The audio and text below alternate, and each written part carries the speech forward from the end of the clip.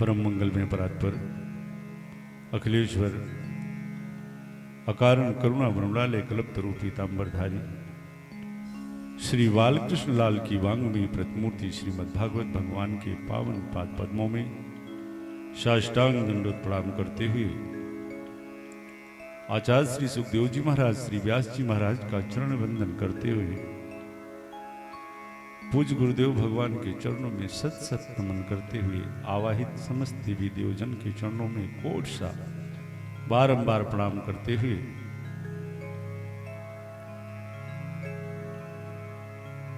पंडाल कक्ष में उपस्थित जनता जनार्दन बाल गोपाल माताओं बहनों का हार्दिक अभिनंदन स्वागत करते हुए यहाँ के कण कण को अपने मस्तक पर धारण करते हुए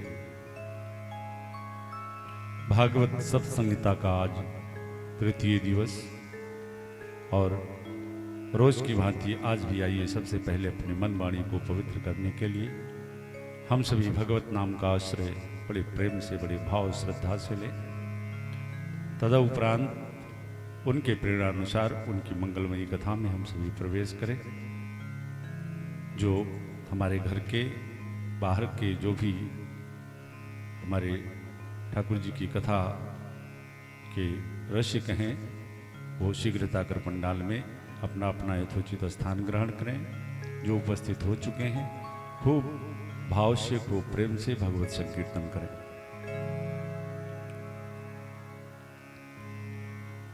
मुकुंद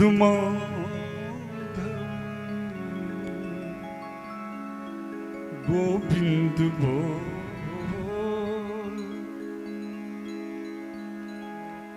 केशव माधव हरि हरि बोल केशव माधव हरि हरि बोलो।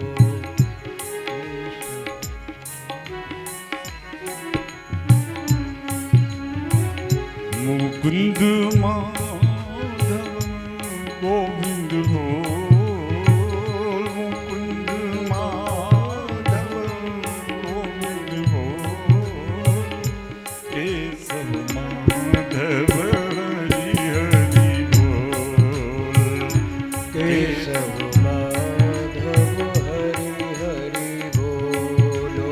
राम राम बोल राम राम बोल राम राम बोल राम रवि, राम बोल। ये इनका माइक थोड़ा कम करो।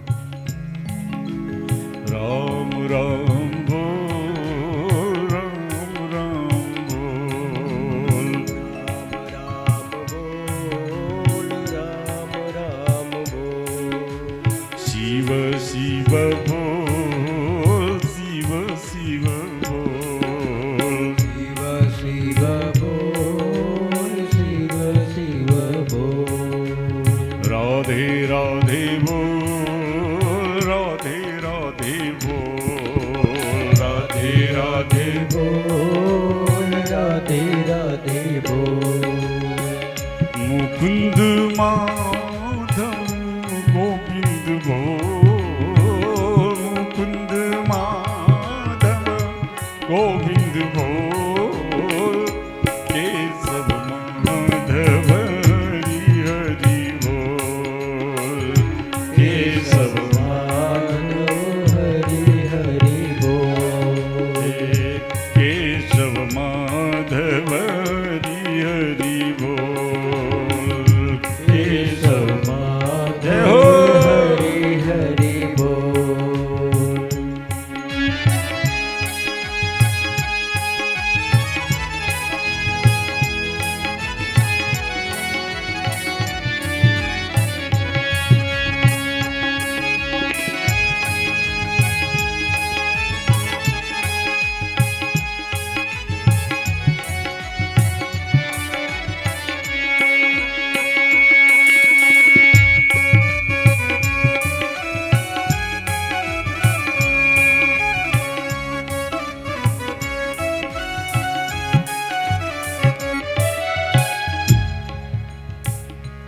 करार बिंदेन पदार बिंदम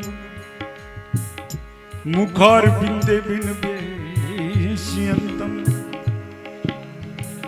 बटस पतस फुटे सैलम बाल मुकुंदम स्मरण श्री कृष्ण गोविंद हरे मुरारे हे नाथ नारायण वासुदेवा जिह्वे पिबस्वामृत में तदेव गोविंद दामोदर माधवे विक्रेत कामाखिल गोप कन्या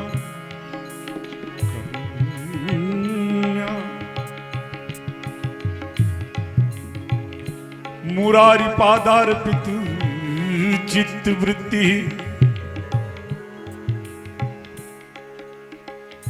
दध्यात्कम मोह वसाद वोचद गोविंद दामोदर माधवे ग्रहे ग्रहे गोपवधू कदम्बा सर्वे मिलित्वा समवापि योगम् पुण्यानि नामानि पठन्ति नित्यम् गोविंद दामोदर माधवे जिह्वे सदैवं भजसुन्दराणि नामानि कृष्णस्य मनोहराणि समस्त भक्तार्थ विनाशनानि गोविंद दामोदर माधवे सुखावसाने इदमेव सारम् दुखावसाने इदमेव ज्ञेयम् देहावसाने इदमेव जाप्यम् गोविंद दामोदर माधवे श्री कृष्ण राधा वर गोकुले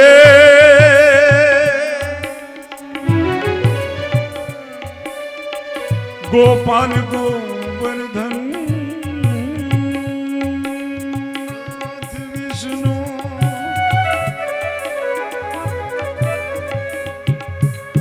जिह्वे पिबस्वा मृत में देव गोविंद दामोदर माधवे राम राम बोल राम राम बोल राम राम बोल राम राम बोल राधे राधे बोल राधे राधे बोल राधे राधे बोल राधे राधे बोल सारे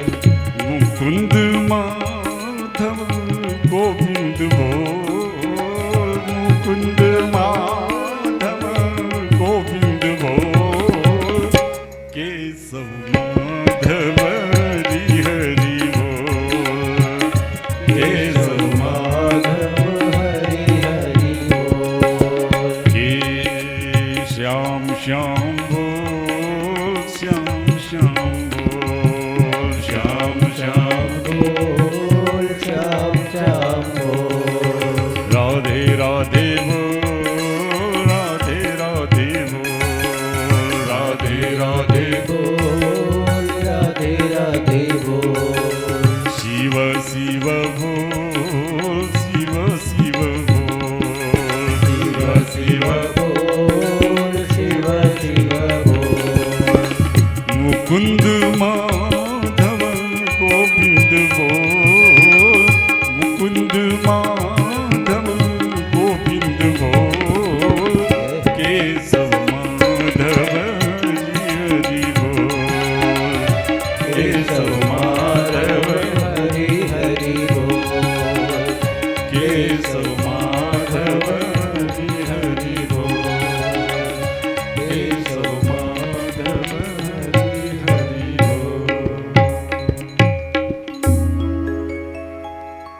बोलो भक्तवत्सल भगवान की जय श्री सांवरे सरकार की जय वृंदावन धाम की जय वृंदावन बिहारी लाल की, कन्हैया लाल की जय। जय श्री राधे श्याम।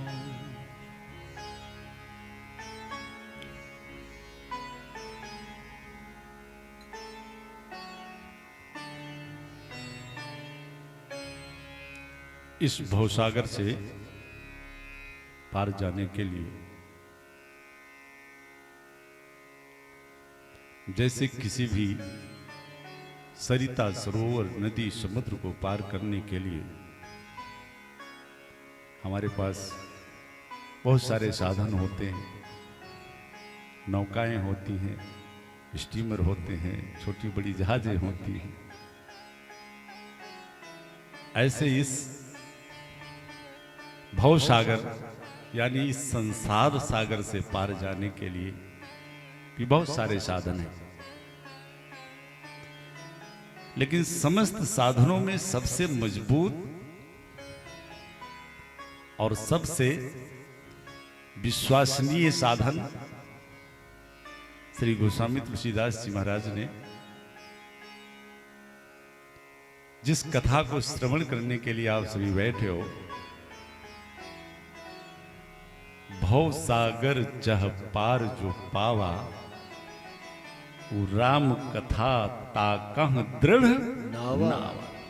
दृढ़ माने मजबूत, सबसे मजबूत साधन है। और बुद्धिमान व्यक्ति वही है कि जिसको कहीं यात्रा करनी है तो वो सबसे मजबूत साधन पर ही बैठ करके यात्रा करें। क्यों ना उपाध्याय जी? तो आइए हम सभी श्री गोस्वामी तुलसीदास जी महाराज के बताए हुए इस मजबूत साधन पर बैठ करके और इस भवसागर से पार जाने का सबसे मजबूत सुंदर जो साधन है वो ये भगवत कथा है। इस साधन में बैठ करके आइए हम सभी कल के प्रसंग से जुड़े। कल आप सभी ने श्रवण किया कि श्री सुखदेव जी महाराज का श्री किशोरी राधा रानी की कृपा से इस भूमंडल पर अवतार हुआ, लेकिन जन्म लेते ही प्रव्रजंत हो गए, वन को चले गए। श्री व्यास जी महाराज अपना पूरा जीवन काल लोक कल्याण के लिए, लोक सेवा के लिए अपना संपूर्ण जीवन लेखन में ही लगा दिया। कभी कभी लोग उपाध्याय जी तर्क उठाते हैं समाज में कि ये तो संतों, विद्वानों ने, पंडितों ने अपने लोभ बस कुछ बढ़ा चढ़ा करके ग्रंथों में लिख दिया। लेकिन एक मोटी बुद्धि से विचार करें कि जिस ग्रंथ को श्रवण करने के लिए आप सभी बैठे हैं, इसके विस्तारक तो हमारे श्री व्यास जी महाराज हैं, रचयिता तो स्वयं नारायण है।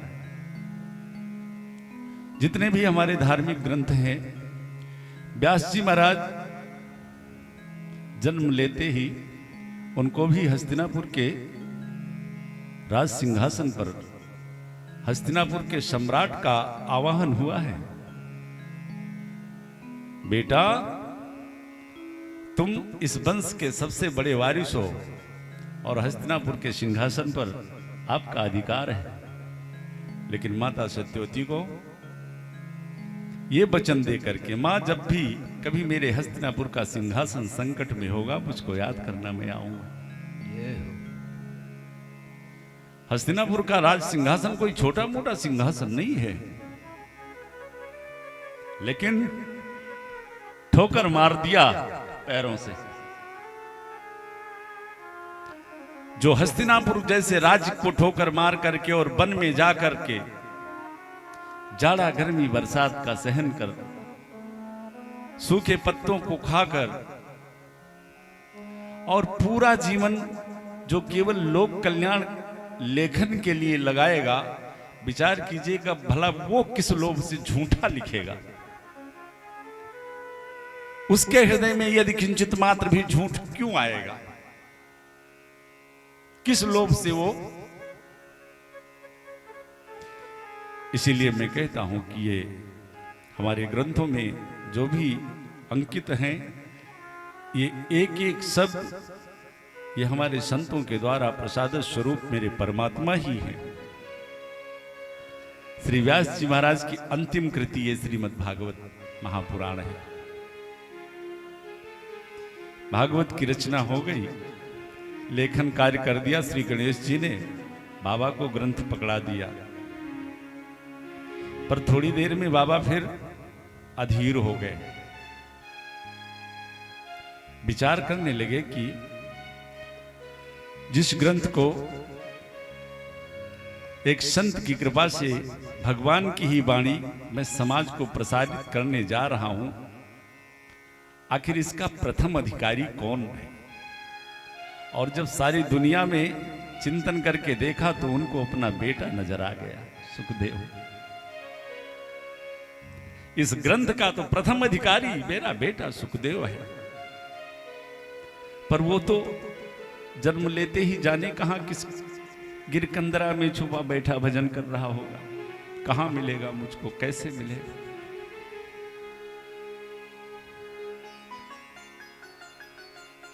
ग्रंथ तो रखा है श्री व्यास जी के हाथ में, लेकिन देखिए जैसे कड़ाही में जिलेबी छान दी जाए तो जिलेबी कड़ाही से निकालने के बाद में जिलेबी बंद तो गई, लेकिन अगर ऐसे उसको किसी को खाने के लिए दे दिया जाए तो शायद उसमें वो टेस्ट, वो स्वाद नहीं मिलेगा। स्वाद कब आएगा जिलेबी में, जब उसको चाशनी की कड़ाही में डुबो दिया जाए और फिर किसी को खाने को दिया जाए। ये हो व्यास जी ने सोचा कि जब तक ये भागवत रूपी जो हमने ये ग्रंथ, ये जिलेबी तैयार किए हैं, जब तक सुखदेव जी जैसे परमनिष्ठ संत के हृदय रूपी कड़ाही में जब तक ये ना उतरे तब तक इसमें वो मिठास नहीं मिल पाएगी। पर वो तो जाने कहां किस गिरकंदरा में छुपा बैठा है, उसको कहां ढूंढूं, कैसे उसे इस भागवत का रसपान कराऊं। अधीर हुए तब तक नारद बाबा फिर आ गए। बाबा क्या बात है, व्यथा बता दी।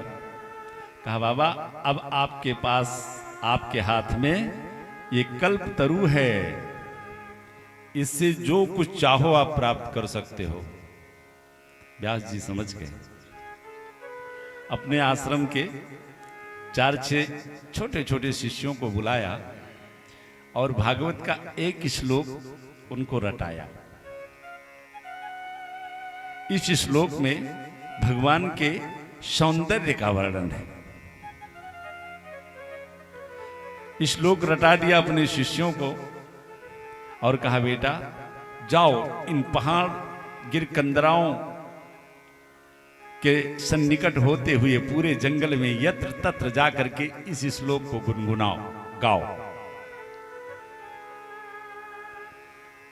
श्री सुखदेव जी उस निर्गुण ब्रह्म के उपासक हैं, उन्हें भगवान के सगुण स्वरूप से कोई लेना देना नहीं है। वो तो हमेशा उस निर्गुण जो पग बिन चले सुने बिन काना, कर बिन कर्म करे विधनाना, आनंद रहित सकल रस भोगी, बिन बानी बक्तावड़ ज्योति जोगी। ओ निर्विशेष निर्विकार निर्गुण ब्रह्म की उपासना में हमेशा ध्यानस्थ बैठे रहते। शिष्यों ने वो श्लोक गुनगुनाना शुरू किया। यत्र तत्र गाते हुए वन में विचर रहे हैं। श्री सूत जी महाराज कहते हैं ऋषियों,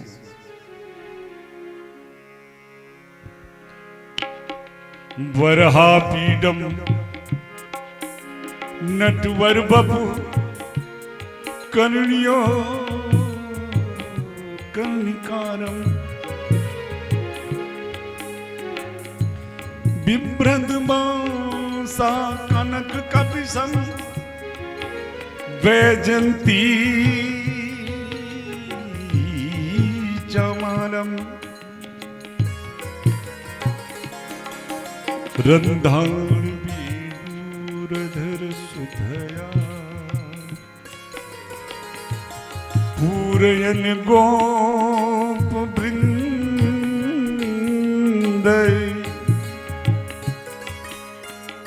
वृंदारण्यम स्वपत रमणम प्राभिसत गीत कीर्ति। बड़ा सुंदर भाव। बरहा पीडम नट वर बपु कर्णियो कर्णिकारम। मोर मुकुट धारण किए हुए पीत पीतांबर ओढ़े हुए बंसी बजाते हुए ग्वाल बालों से अपनी कीर्ति का गुणगान सुनते हुए वो माधव वृंदारण्य में प्रवेश कर रहे हैं। ये श्लोक जब श्री सुखदेव जी के कान में पड़ा तो एक बात उस ब्रह्मानंद से भी मन उनका हट गया कि वो निर्गुण निराकार ब्रह्म जब साकार रूप में आता है तो इतना सुंदर होता है। चल करके देखना चाहिए। पर अगले ही क्षण सुखदेव जी ने विचार किया कि कोई जरूरी नहीं कि जो जितना सुंदर हो उसका स्वभाव भी उतना ही सुंदर हो। हम चले, हम उस निर्गुण ब्रह्म के उपासक, हम जैसे नीरस संत को स्वीकार करें कि ना करें। शिष्यों से कहा बेटा दो और सुनाओ, आगे सुनाओ। शिष्यों ने कहा सरकार इतना ही मेरे गुरुदेव भगवान ने मुझको सिखाया था। एक बार तो मन में आया कि चल करके जरा पूरा वर्णन सुनूं, लेकिन अगले क्षण फिर मन ने कहा कोई जरूरी नहीं कि जितने सुंदर वो हैं उतना सुंदर स्वभाव भी हो। शिष्य चले गए। सुखदेव जी फिर अपने उस निर्गुण ब्रह्म की सत्ता में परिनिष्ठित हो गए। लेकिन आज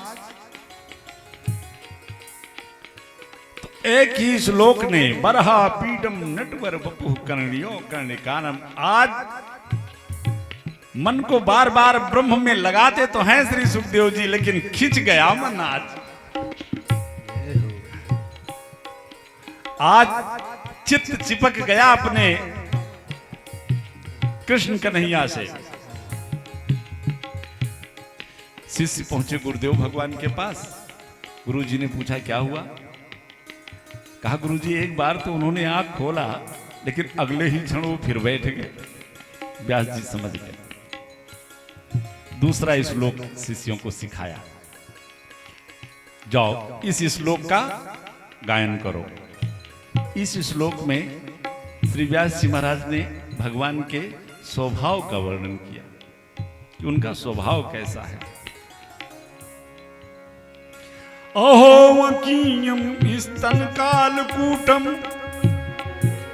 जिंघासया पाय यद्यप्य साध्वी लेभे गतिम धातु चितां ततोन्यम कंबा दयालुम शरणं व्रजेम। इस श्लोक में श्री व्यास जी ने भगवान के स्वभाव का वर्णन किया। अहो अकीयम, अहो आश्चर्यम, अकीनाम पूतना जो कि बकासुर की बहन है।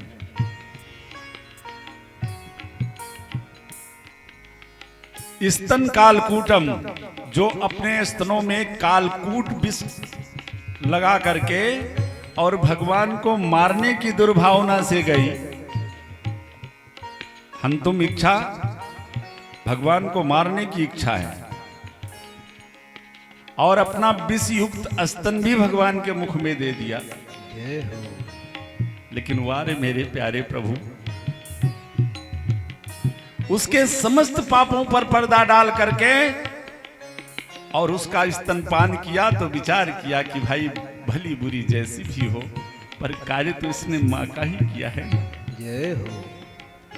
इसलिए जो गति मैया यशोदा को वर्षों के बाद में प्राप्त होती है, उस दुष्ट आत्मा पूतना को मेरे सरकार ने क्षण भर में वो गति प्रदान कर दी। कम्बा दयालुम शरणम ब्रजेम, अरे कौन ऐसा भागा होगा जो ऐसे दयालु कृपालु हरि की शरण में आना नहीं चाहेगा। समाधि खुली, शिष्यों से कहा बेटा आगे सुनाओ। कहा हमारे गुरुदेव भगवान के पास ऐसे 18,000 श्लोक हैं। भाग पड़े श्री सुखदेव जी महाराज अपने पिता के पास। बताइए, जो जन्म लेते ही प्रव्रजंत हो गया था, पिता श्री व्यास जी पुत्रेत तन्मय तया तरोभिने दुस्तम सर्वभूत हृदय मुनिमान तोस्मि, उस निर्गुण ब्रह्म की सत्ता में रहने वाले अपने बेटे को पुत्र पुत्र कहते पुकारते रहे, लेकिन बेटा मुड़ के भी नहीं देखा था।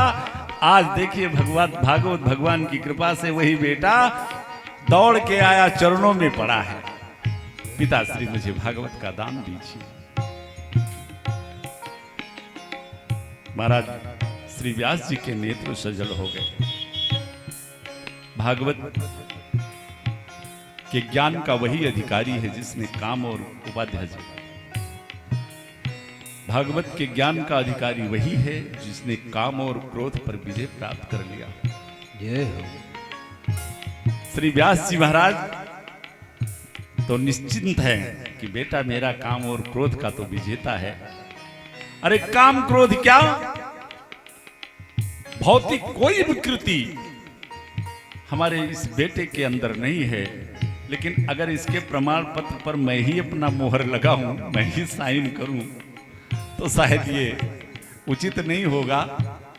इसलिए श्री सुखदेव जी महाराज को भेज दिया मिथिला, बेटा जाकर के पहले वेदांत का अध्ययन करके आओ, फिर भागवत तुम्हें मैं प्रदान करता हूं।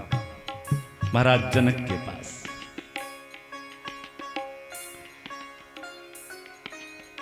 महाराज जनक अपने में मामूली राजा नहीं,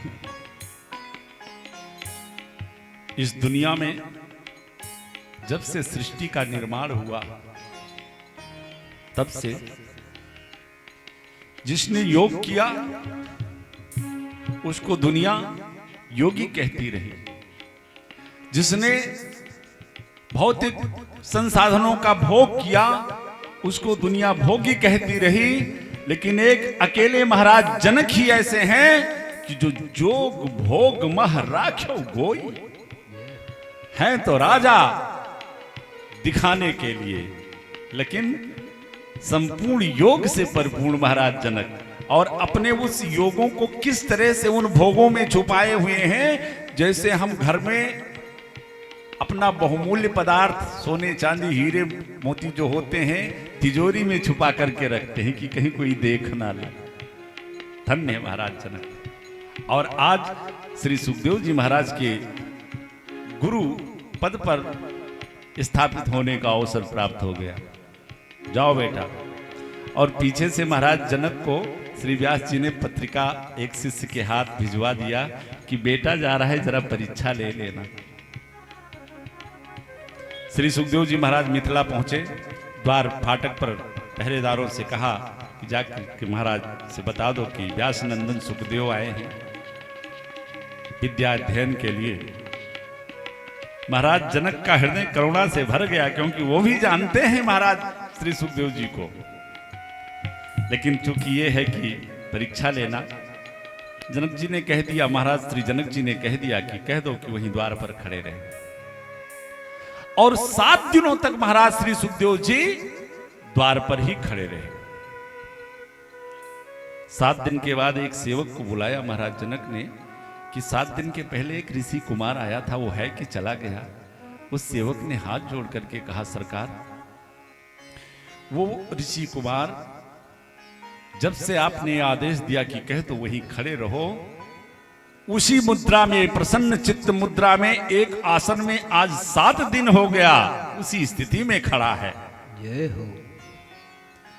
महाराज ने उस सेवक से पूछा कि क्या उसके चेहरे पर कहीं क्रोध या ऐसा। अरे उसने कहा सरकार, वो जिस रूप में आए थे मुस्कुराते हुए आज भी वैसे खड़े हैं। महाराज जनक का हृदय करुणा से भर गया, पर परीक्षा लेनी। कहा उस बालक को ले जाकर अतिथालय में ठहरा दो। अतिथालय में श्री सुखदेव जी को ठहरा दिया गया और उनकी सेवा में सुंदर सुंदर हजारों नौ युवतियों को लगा दिया गया। एक सप्ताह अतिथालय में रहने के उपरांत महाराज जनक ने वहां की युवतियों को बुलाया और उनसे सुखदेव के बारे में पूछा, ये जो ऋषि कुमार आया है देवी, ये कैसा है। उन युवतियों के नेत्र सजल हो गए। सरकार, आज तक ऐसा मानो प्राणी मैंने देखा ही नहीं। जय हो। अरे आपकी दृष्टि में नारी और पुरुष का भेद है, लेकिन उस ऋषि कुमार के दृष्टि में तो नारी और पुरुष का भेद है ही नहीं। जय हो। महाराज जनक दौड़े दौड़े आए, श्री सुखदेव जी महाराज को उठा के हृदय से लगा दिया। नेत्र सजल हो गए। सुखदेव जी ने हाथ जोड़ा, प्रणाम किया। प्रभुवर, पिताजी का आदेश है, आप मुझे वेदांत का अध्ययन कराएं। महाराज जनक ने तो हाथ जोड़ लिया। मैं तुम्हें क्या वेदांत सुनाऊं, तुम तो स्वयं वेदांत के स्वरूप हो, तुम तो वेदांत के अवतार। विद्या अध्ययन करके श्री सुखदेव जी महाराज पिताश्री के पास आए तो भागवत का अध्ययन, भागवत का ज्ञान कोई दिगंबर नहीं कर सकता, इसलिए मुंज की जनेऊ पहनाई पिताश्री व्यास जी ने, कौपीन धारण कराई श्री सुखदेव जी। भागवत का दान किया श्री सुखदेव जी महाराज को। सूत जी कहते हैं, ऋषियों, इसी श्रीमद् भागवत महापुराण को जब महाराज परीक्षित को 7 दिन में मरने का शाप मिला, तब इसी ग्रंथ के माध्यम से 7 दिन के अंदर महाराज परीक्षित को मोक्ष प्राप्त करा दिया श्री सुखदेव जी महाराज ने। श्री सौनक जी ने पूछ लिया, सरकार, तो अब साथ साथ लगे हाथ महाराज परीक्षित का भी जीवन परिचय देते चलिए। श्री सूत जी महाराज ने कहा, वैसे मैं परीक्षित का जन्म सुनाना उचित नहीं समझता हूं, लेकिन फिर भी सुनाऊंगा, क्योंकि परीक्षित के जन्म कथा से हमारे भगवान श्री कृष्ण की कथा का प्राकट्य हो रहा है। और उस मनुष्य की कथा भगवान की कथा से कम नहीं है कि जिस मनुष्य की कथा से भगवान की कथा जुड़ी हो। इसीलिए मैं तुम्हें परीक्षित कर, तब अब श्री सूत जी महाराज परीक्षित का जीवन परिचय दे रहे हैं। ऋषियों, द्वापर अंत समय पे महाभारत युद्ध चल रहा था और महाभारत युद्ध अपने अंतिम चरण पे था। सारे कौरव मारे जा चुके थे। महाराज धृतराष्ट्र के 99 पुत्रों का वध कर दिया था भीम ने, अकेला दुर्योधन बचा है। सरोवर में जाकर के छुप गया, कुछ विद्या प्राप्त करने हेतु। भीम गदा लेकर सरोवर तट पर पहुंचे। केशव से कहा, सरकार, अब इसको सरोवर में जाकर के कैसे मारूं? कन्हैया ने कहा, भीम, दुर्योधन अभिमान का प्राय है, घमंड का स्वरूप है। तुम 2-4 कट वचन सुनाओ इसी तट पर खड़े होकर के, जल में ठहरेगा नहीं, भी बाहर निकल आएगा। बस भीम ने 2-4 कट वचन सुनाना शुरू किया उसी सरोवर पे खड़े होकर के कि धृतराष्ट्र कुंवर धिक्कार है नर। अभी तक बड़ा प्रतापी बनता था,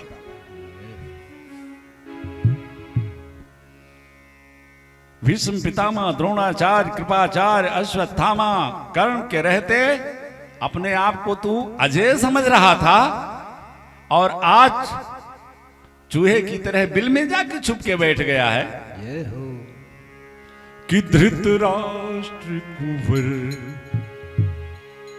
धिक्कार है नर, नाहर है तो बाहर आना। सरिता न सरोवर चुल्लू भर, सरिता न सरोवर चुल्लू भर। अरे तू सरिता सरोवर में भी मरने का अधिकारी नहीं है। तुमने तो इतना जघन्य अपराध किया है कि सरिता न सरोवर चुल्लू भर, पानी में डूब के मर जाना धृतराष्ट्र कुंवर। धिक्कार है नर, नाहर है तो बाहर आना। सरिता न सरोवर चुल्लू भर, सरिता न सरोवर चुल्लू भर, पानी में डूब के मर जाना धृतराष्ट्र कुंवर। धिक्कार है नर, नाहर है तो बाहर आना।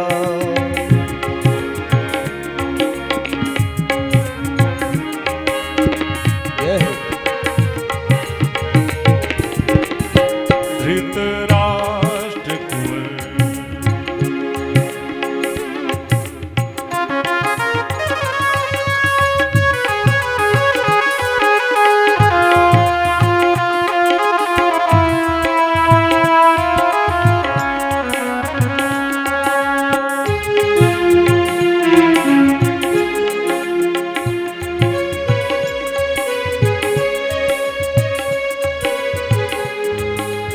आज मृत्यु के भय से पानी में जाके छुप के बैठ गया है।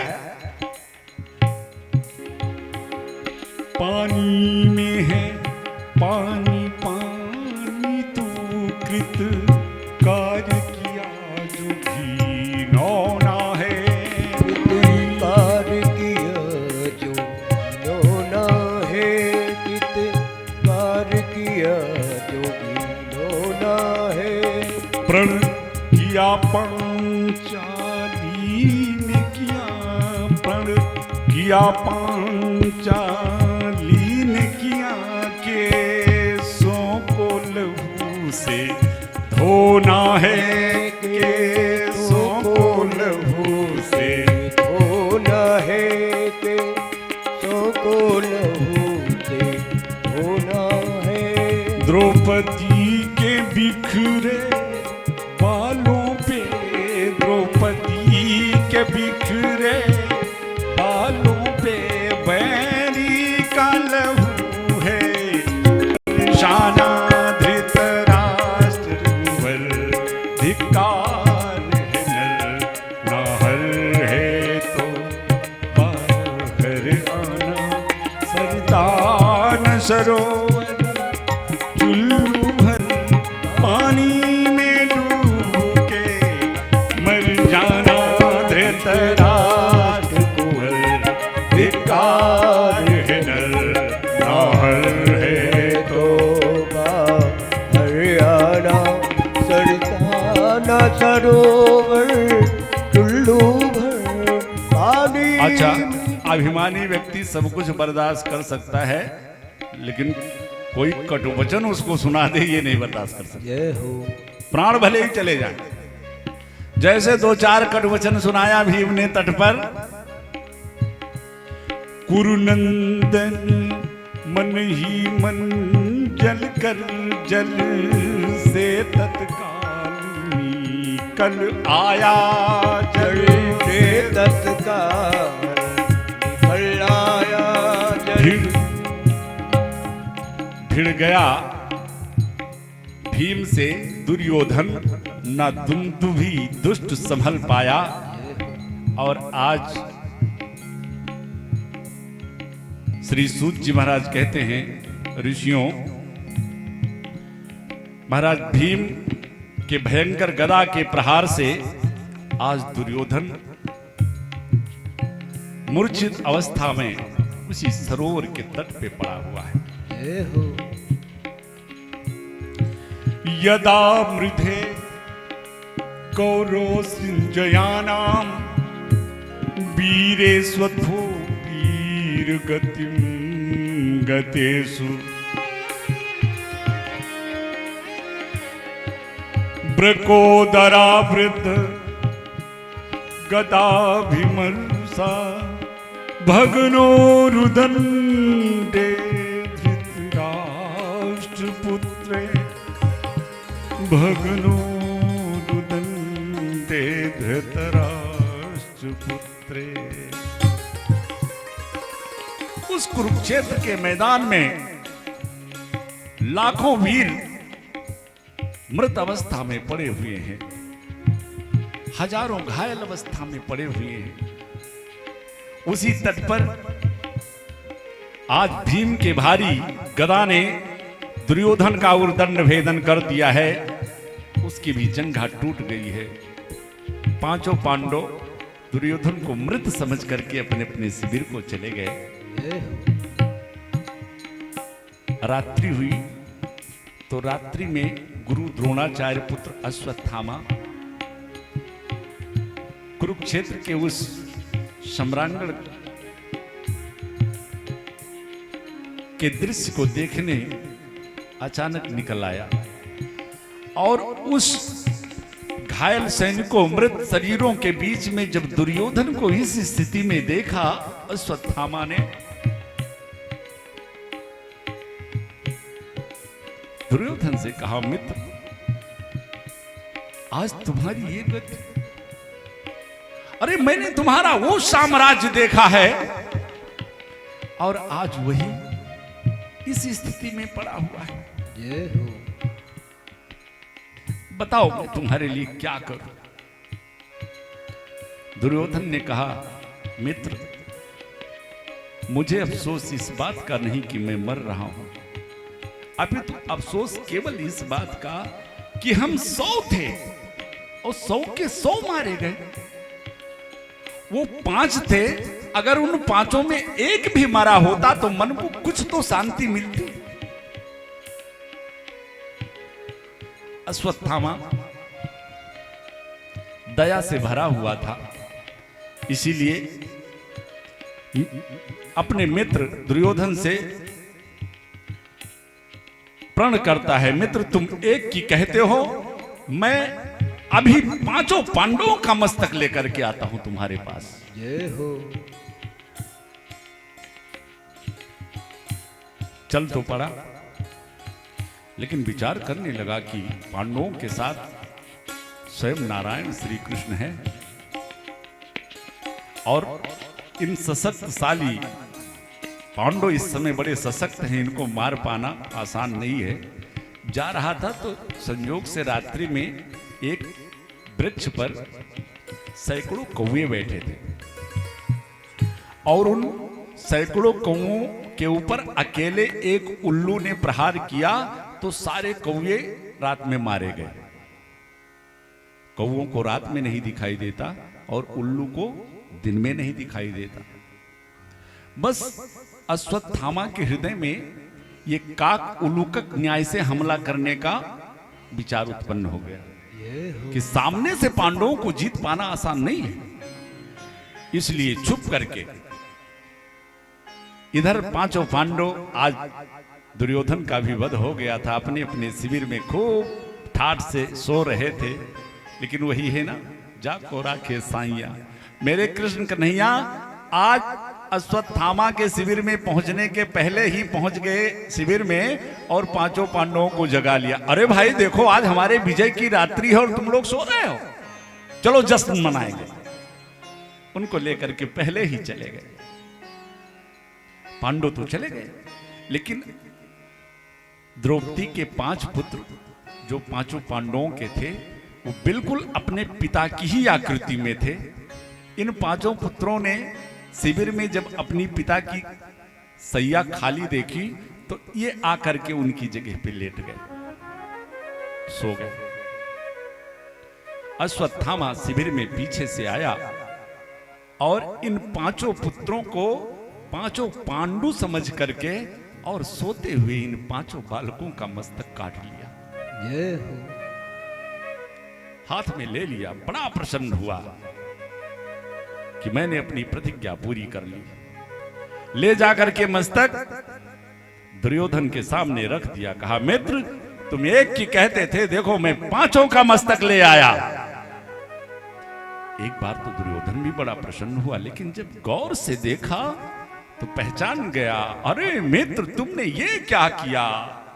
ये पांडव नहीं, ये तो पांडु पुत्र हैं, और इनको मार करके तो तुमने हमारे कुल में किसी को पानी देने के लिए भी नहीं छोड़ा। जय हो। संतप्त दुर्योधन ने भी अपने प्राणों का त्याग कर दिया।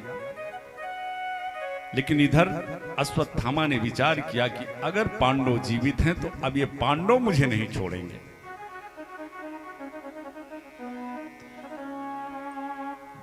अश्वत्थामा वहां से भगा और इधर जब ब्रह्म मुहूर्त में देवी द्रौपदी उस शिविर में पहुंची जिस शिविर में उनके 5-5 बालक सो रहे थे, और अचानक अपने सोते हुए उन बालकों के पार्थिव शरीर को देखा तो एक मां का हृदय विदीर्ण हो गया।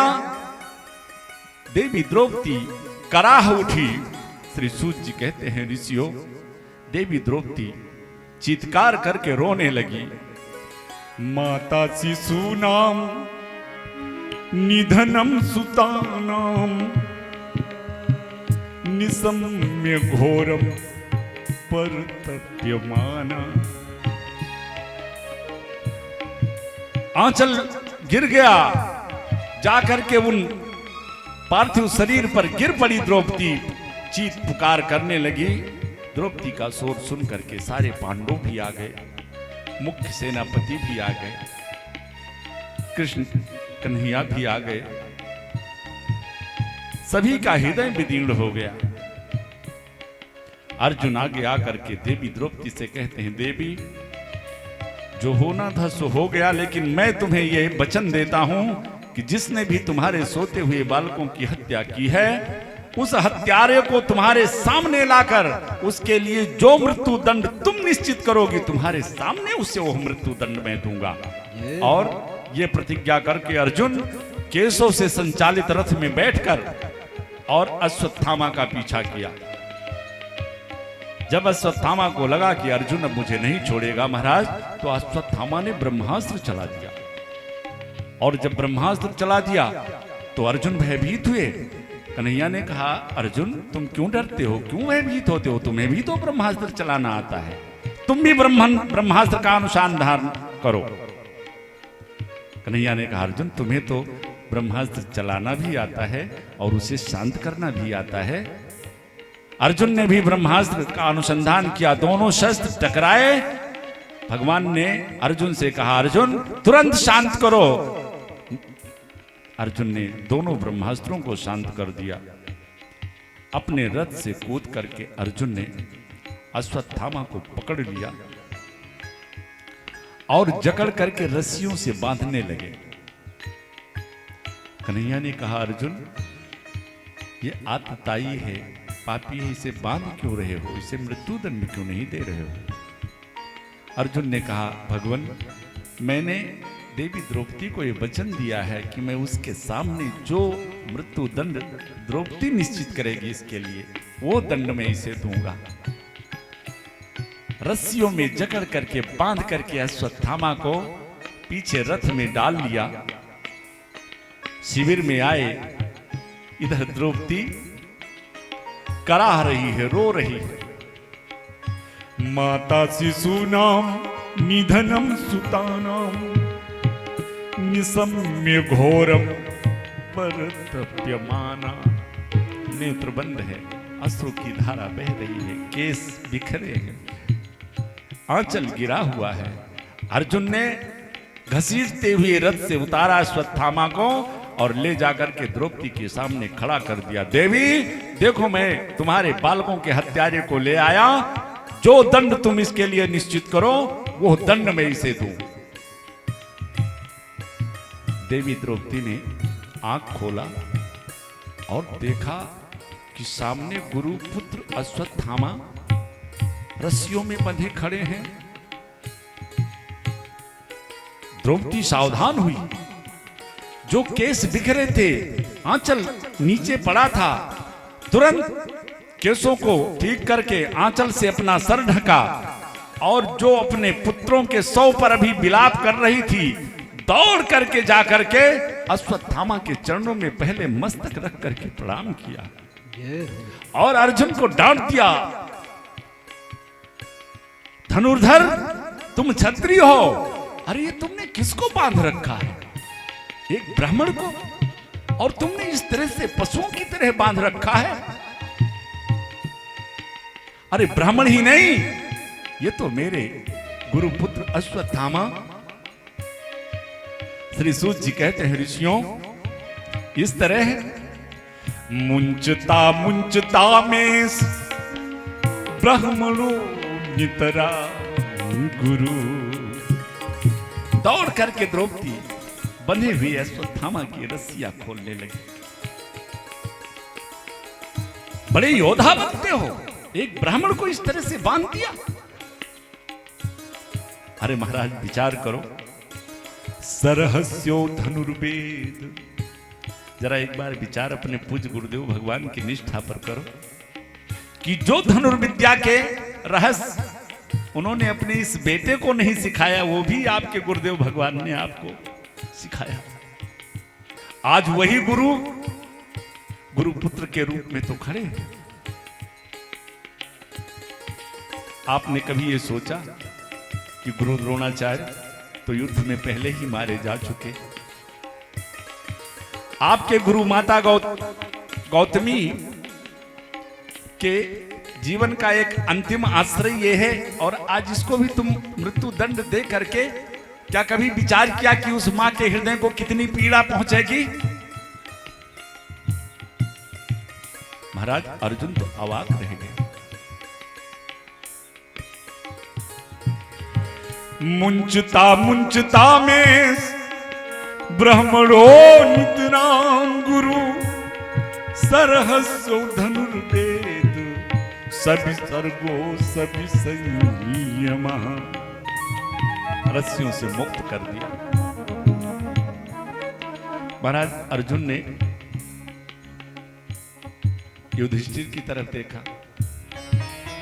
युधिष्ठिर महाराज ने भी धर्म का पालन करते हुए कहा, अर्जुन अब जो होना था सो तो हो गया।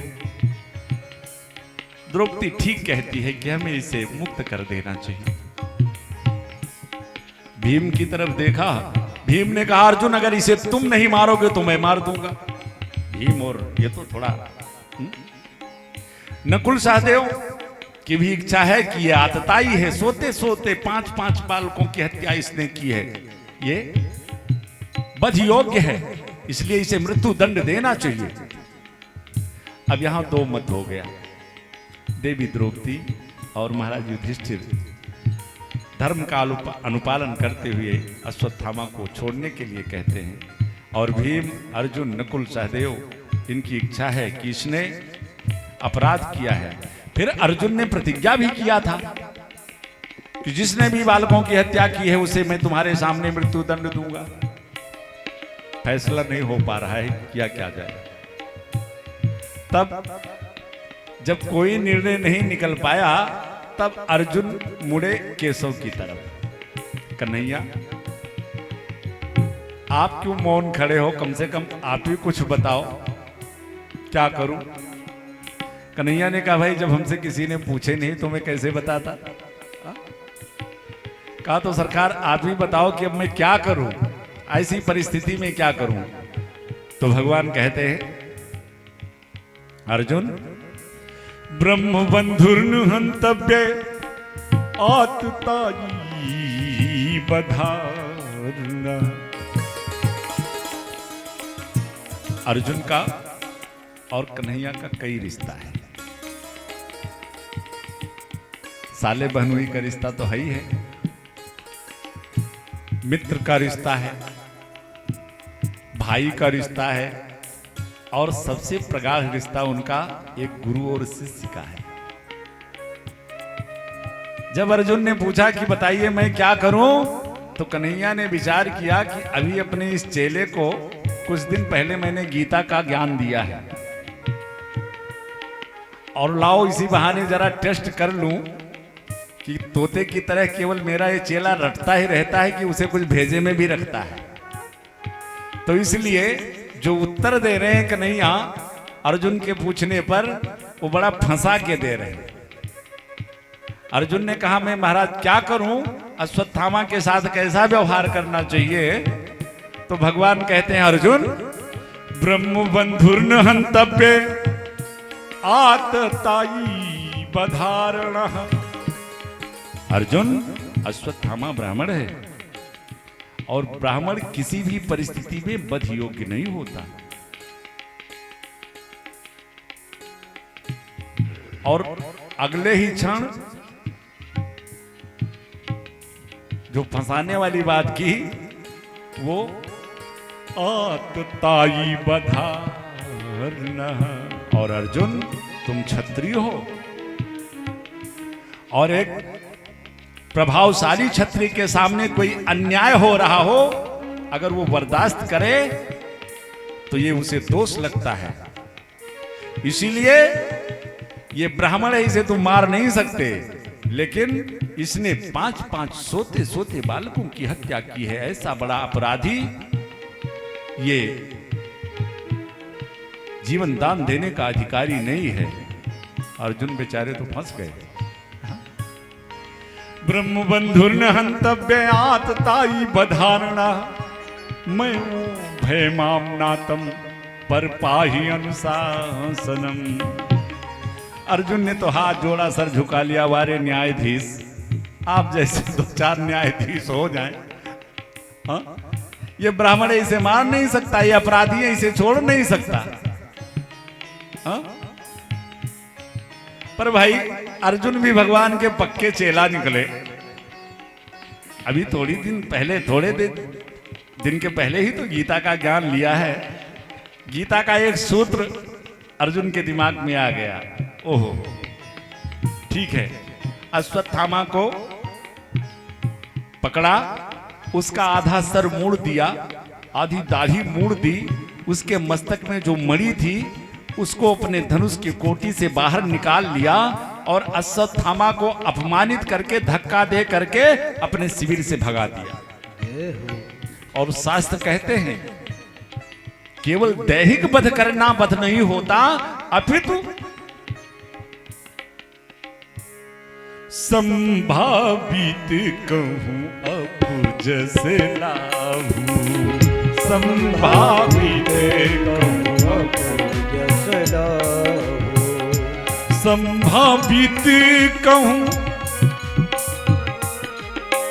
संभावित कहूं अपुजस लाहू, संभावित कहूं अपुजस लाहू, मरण कोटि समदारुण दाहू, मरण कोटि समदारुण दाहू, संभाविते कहूं अपुजस लाहू, मरण कोटि समदारुण दाहू, संभावित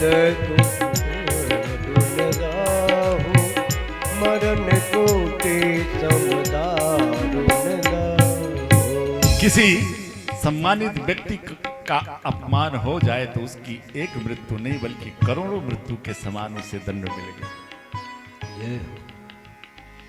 अश्वत्थामा को भगा दिया। अश्वत्थामा को तो अर्जुन का शुक्रगुजार होना चाहिए कि कार्य तो मृत्यु दंड का किया था, पर प्राण न लेकर के जीवन दान दे दिया। लेकिन ईर्ष्या की अग्नि में जल उठा अश्वत्थामा। विचार करने लगा कि मैं इस वंश को ही निर्मूल कर दूंगा, और सारे अभिमन्यु, अभी 5 पुत्र द्रौपदी के तो सारे मारे ही जा चुके हैं, सारे कौरवों का विनाश हो चुका है। लेकिन अश्वत्थामा को यह पता है कि अभिमन्यु वीरगति को प्राप्त हुए तो उनकी पत्नी देवी उत्तरा उस समय गर्भ से थी, इसीलिए वो अभिमन्यु के साथ सती ना हो सकी। महाराज अश्वत्थामा ने देवी उत्तरा के गर्भ में जो बालक पल रहा था उसको समाप्त करने के लिए ब्रह्मास्त्र का प्रयोग कर दिया। इधर भगवान आज महाभारत युद्ध समाप्त हो गया था।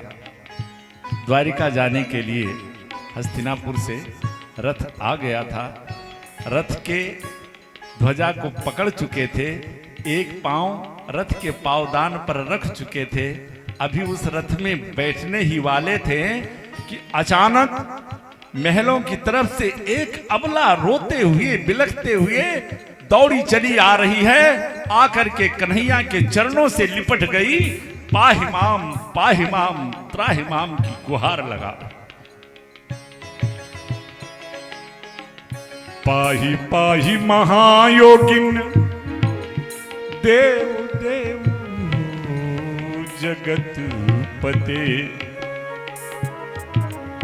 कोई समझ नहीं पा रहा है कि ये कौन है, लेकिन जब सबने गौर से देखा तो देखा ये तो अभिमन्यु की विधवा देवी उत्तरा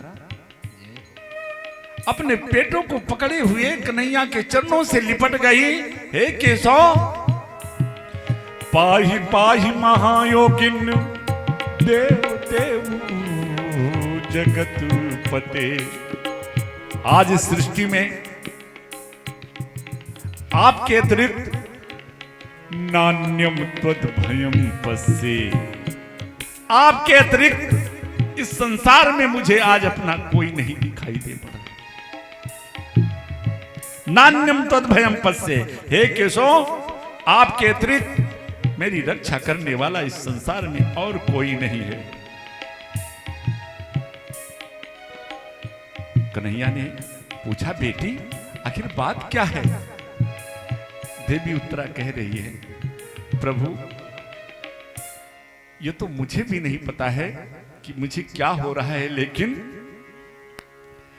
मामा जी ये है क्या गूढ़ भेद कुछ नहीं समझ में आता है, कुछ नहीं समझ में आता है, कुछ नहीं समझ में आता है।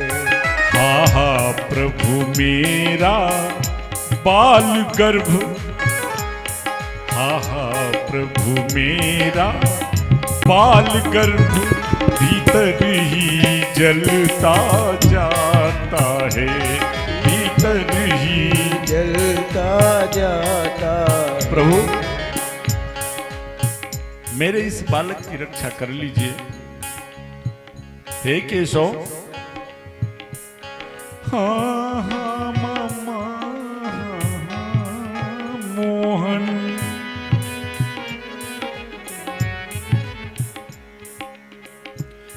हाँ हाँ मामा हाँ मोहन दासी पर आज दया कीजिए, दासी पर आज दया कीजिए। मेरे जीवन को ले लीजिए, मेरे जीवन को ले लीजिए, पर मेरा गर्भ बचा लीजिए, पर मेरा गर्भ बचा लीजिए। केशव मेरे प्राण भले चले जाएं, पर मेरे इस अंतिम इस वंश के वारिस की रक्षा कर दीजिए। कन्हैया सारी बात समझ गई। देवी उत्तरा के मस्तक पर हाथ रखा, बेटी एक क्षण के लिए मेरे प्रति तुम मात्र भाव प्रकट करो। देवी उत्तरा ने केशव के प्रति मात्र भाव प्रकट किया। एक स्वरूप से तो कन्हैया बाहर रहे, लेकिन एक अंगूठे के आकार का स्वरूप बना करके और आज देवी उत्तरा के गर्भ में भगवान चतुर्भुज रूप में जय हो। उधर देवी उत्तरा के गर्भ में नन्हे से परीक्षित जो उस ब्रह्मास्त्र की तेज से संतप्त जल रहे थे, अचानक महाराज परीक्षित को बड़ी शीतलता मिली। भगवान ने ब्रह्मास्त्र को देवी उत्तरा के गर्भ में प्रकट होकर के शांत किया, परीक्षित के मस्तक पर हाथ रखा और फिर बाहर अपने वास्तविक स्वरूप में आकर के देवी उत्तरा के मस्तक पर हाथ रखा। बेटी, अब कैसा महसूस कर रही हो? देवी उत्तरा, उनके तो केवल नेत्रों से अश्रुपात हो रहे हैं, प्रेम बस भाव बस कंठा अवरुद्ध हो गया, अब तो उनसे बोला भी नहीं गया। जाको राखे साहिया मारी सके ना कोई। किसी ने बड़ा सुंदर लिखा कि जिसकी नैया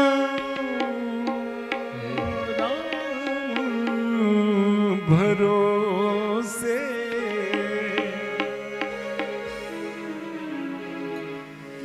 जिसकी नैया राम भरोसे, हर डोल भले सकती है,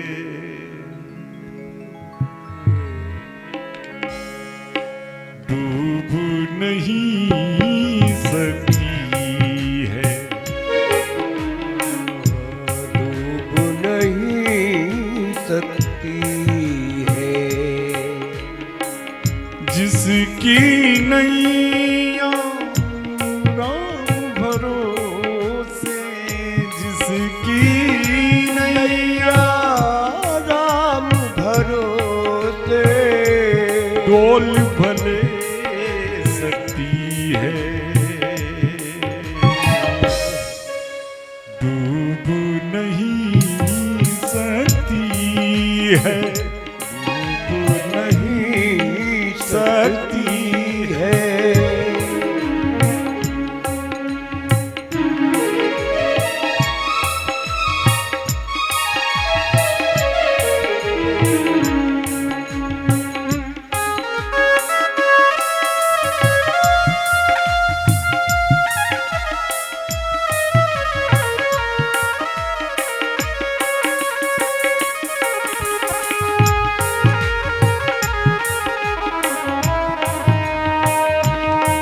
राधे।